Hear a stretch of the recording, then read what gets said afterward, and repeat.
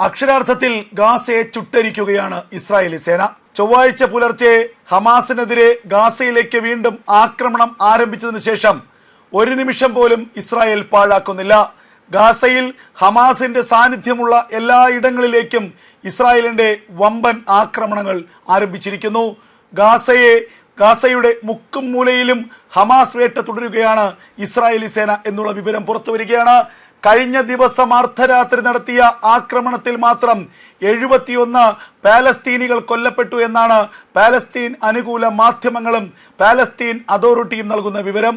ചൊവ്വാഴ്ച രണ്ടാം ഘട്ട യുദ്ധം ഇസ്രായേൽ ആരംഭിച്ചതിന് ശേഷം 540ഓളം പേർ ഗാസയിൽ കൊല്ലപ്പെട്ടു എന്ന് ഹമാസ് വ്യക്തമാക്കുന്നു, പാലസ്തീൻ അതോറിറ്റി വ്യക്തമാക്കുന്നു. എന്നാൽ ഈ കണക്കുകൾ പെരുപ്പിച്ചു കാട്ടിയതാണെന്നും ആക്രമണം ഹമാസിനെതിരെ മാത്രമാണെന്നും ഹമാസിന്റെ സാന്നിധ്യമുള്ള ഹമാസ് ഭീകരന്മാർ ഒളിച്ചിരിക്കുന്ന ഹമാസിന്റെ കമാൻഡ് സെന്ററായി പ്രവർത്തിക്കുന്ന ഹമാസിന്റെ ബേസ് ക്യാമ്പായി പ്രവർത്തിക്കുന്ന ഇടങ്ങൾ മാത്രമാണ് ഇസ്രായേലി സേന ആക്രമിച്ചതെന്നാണ് ഇപ്പോൾ ഇസ്രായേൽ നൽകുന്ന വിശദീകരണം. എന്തായാലും അഭയാർത്ഥികളെ ഹമാസ് മനുഷ്യ കവചമാക്കി മാറ്റിയിരിക്കുന്നു.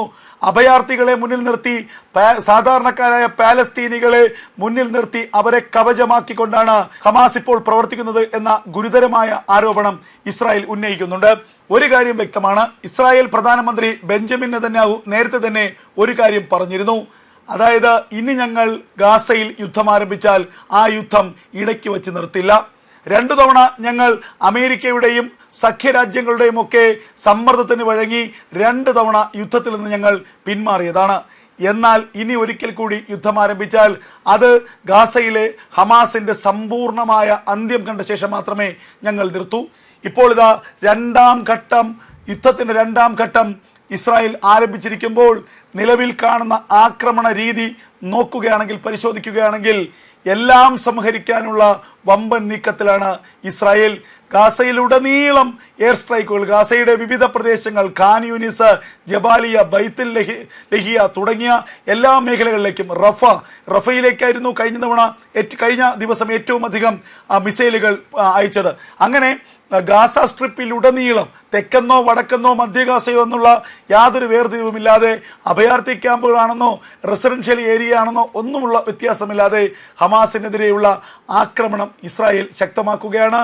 ഇനി നിലവിളി ഉയർന്നാലും, ഇനി ലോകത്ത് ഏത് രാജ്യങ്ങളും ഏത് സംഘടനകളും ആവശ്യപ്പെട്ടാലും യുദ്ധത്തിൽ നിന്ന് പിന്നോട്ടില്ല എന്ന് ഇസ്രായേൽ ഉറപ്പിച്ചു പറയുന്നു. കാരണം ഗാസയിൽ തടവിലാക്കപ്പെട്ട ഇസ്രായേലികളെ വിട്ടയക്കണമെന്ന് പലതവണയായി ഹമാസിനോട് ആവശ്യപ്പെടുന്നതാണ്.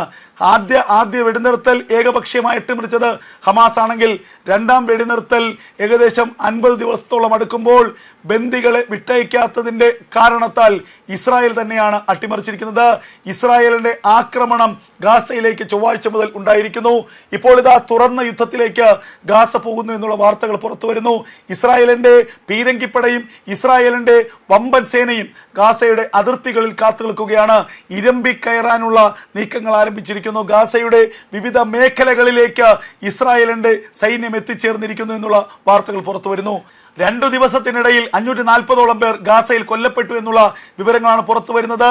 അത്രത്തോളം രൂക്ഷമായ ആക്രമണമാണ് ഗാസയിലെ വിവിധ മേഖലകളിലേക്ക് ഇസ്രായേൽ നടത്തിക്കൊണ്ടിരിക്കുന്നത്. അതേസമയം കഴിഞ്ഞ ദിവസം ഇസ്രായേലിനെ ലക്ഷ്യമിട്ട് ഹൂതികൾ തൊടുത്തുവിട്ട പാലസ്തീൻ 2 ഹൈപ്പർസോണിക് ബാലിസ്റ്റിക് മിസൈലിനെ ഇസ്രായേലിന്റെ പ്രതിരോധ സംവിധാനം തകർത്തതായുള്ള വിവരങ്ങൾ പുറത്തു വരികയാണ്. ഇസ്രായേൽ ഡിഫൻസ് ഫോഴ്സ് തന്നെയാണ് ഇത് സംബന്ധിച്ച നിർണായകമായ വിവരങ്ങൾ നൽകുന്നത്. ആർക്കും തന്നെ പരിക്കേൽക്കുകയോ യാതൊരു തരത്തിലുള്ള കേടുപാടുകൾ ഇസ്രായേലിൽ വരുത്തുകയോ ചെയ്തിട്ടില്ല. പാലസ്തീൻ 2 എന്ന ഹൈപ്പർസോണിക് ബാലിസ്റ്റിക് മിസൈല് ഇത് 2ാം തവണയാണ് ഹൂതികൾ ഇസ്രായേലിന് നേരെ തൊടുക്കുന്നത്. ആദ്യ തവണയും ഈ മിസൈലിനെ അയൺ ഡോം വ്യോമ പ്രതിരോധ സംവിധാനം തകർത്തിരുന്നു. ഇക്കുറിയും ഇസ്രായേലിന്റെ വ്യോമ പരിധി കടക്കുന്നതിന് മുൻപ് തന്നെ ഇന്റർസെപ്റ്ററുകൾ ഈ മിസൈലിനെ തകർത്തു എന്നുള്ള വിവരമാണ് പുറത്തു വരുന്നത്.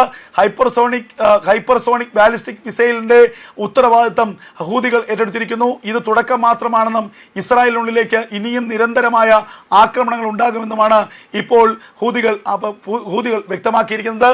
അതേസമയം ഹൂതികളുടെ ശക്തി കേന്ദ്രങ്ങളിലേക്ക് നേരെ അമേരിക്കയുടെ തുടർ ആക്രമണങ്ങൾ ഉണ്ടാകുകയാണ്. സനയിൽ അമേരിക്കൻ ഫൈറ്റർ ജെറ്റുകൾ ബോംബ് വർഷിച്ചു.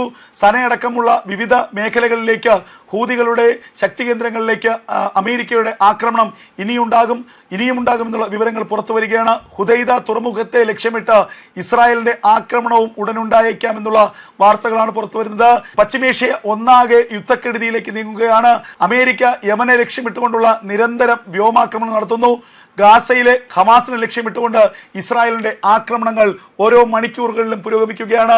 നീണ്ട കരയുദ്ധത്തിനുള്ള തയ്യാറെടുപ്പുകൾ ഇസ്രായേൽ ആരംഭിച്ചു കഴിഞ്ഞിരിക്കുന്നു. ഈ ഗാസയ്ക്കുള്ളിലേക്ക് കടന്നു കയറാൻ ഇസ്രായേലി സേന അതിർത്തിയിൽ നിരന്നു കഴിഞ്ഞിരിക്കുന്നു എന്നുള്ള വാർത്തകളാണ് പുറത്തു വരുന്നത്.